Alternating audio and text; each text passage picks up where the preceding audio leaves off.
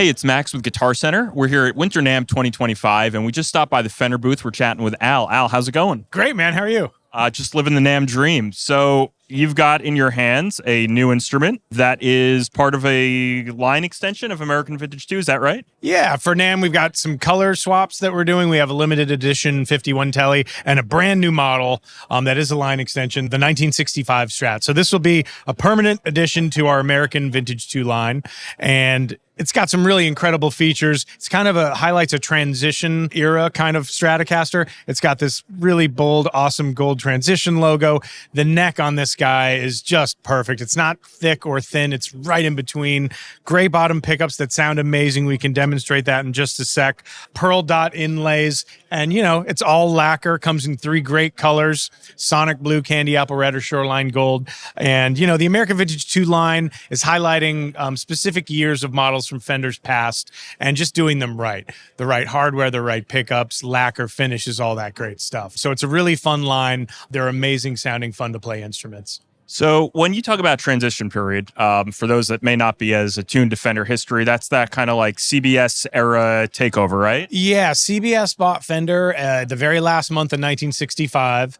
And so as that was happening, the instruments were kind of changing, and they changed obviously radically once CBS took over. But some of these models were changing already before CBS actually bought Fender. And this is an example. You know, Leo was always constantly fiddling with the designs, trying to make them better, changing things up. Ton of stuff changed in that transition period between Fender ownership and when CBS purchased the company. And, you know, I was out at the custom shop last year and talking to some of the master builders, and I remember that there's a combination of things. We talk about, well, certainly there's always this tinkering, but it's also a little bit of that utilitarian, well, what parts were on hand too, even, right? Which I imagine is a big part of the transition period. Oh, yeah, absolutely. Leo was very utilitarian, and he never threw anything away.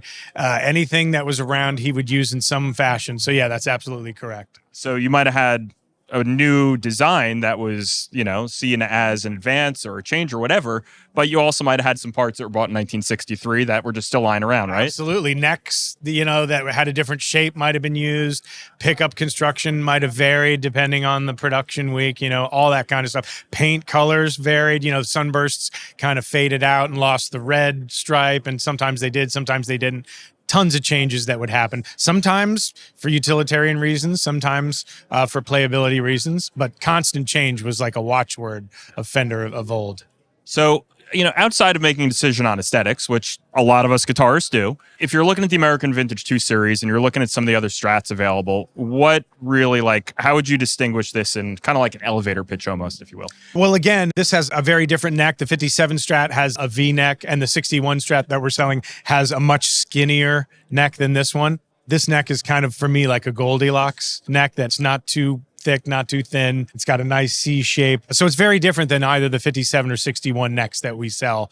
So with that in mind, you want to give us a little sampling what they sound like? Sure, yeah. And before you start playing, what are we plugged into here? We've got the brand new Tone Master 59 Bassman. So this is the Tone Master version of the classic Fender amp. It's got power attenuator, all the great features of a Bassman, but it's like you could pick it up with like 2 fingers, incredibly light. It's got a direct line out, and you can get great tones, crank tones at lower volumes because of the attenuator. And of course, it's digital, but you can't even tell. If you were blindfolded, you'd be shocked that you were playing through a digital amp. Yeah, and you did mention it does have a direct out, which our audio engineer over here is very happy about, and that's what you're about to hear. So, Al, let's hear it. All right.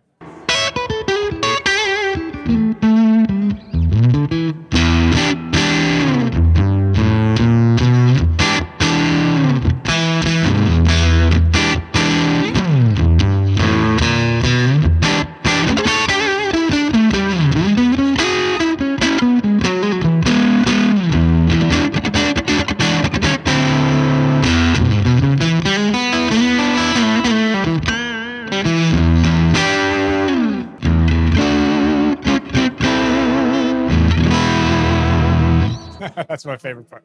So That sounds fantastic. Before I let you get out of here, earlier you mentioned there's that limited edition Telecaster. Can you tell us a little more about that one? Yeah, it's basically our 1951 American Vintage II Tele. So it's got all the same features, the U-neck, the lacquer finish, the incredible 51 pickups. But it's limited edition because it's painted in this basic white finish. And that harkens back to the early prototypes of the Telecaster. When Leo was working on those, he painted a lot of them just a plain white. And so that color is called prototype white as kind of a nod back to the prototype teles that Leo built back in the day. And that's a limited run that you can order now, and we'll take all the orders and we'll build them, and then they'll be gone. Outside of that limited one, what's availability looking like on these? Are these going to be hitting stores soon? How soon can we see them? These are going to ship in March.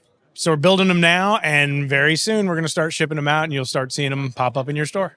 Well, Al, thank you so much for your time today. This sounded fantastic. Great playing. If you want to learn more about the all-new American Vintage II models, including that limited edition Tele, head to guitarcenter.com. And for all the latest new from NAMM, stay tuned to GC's YouTube channel.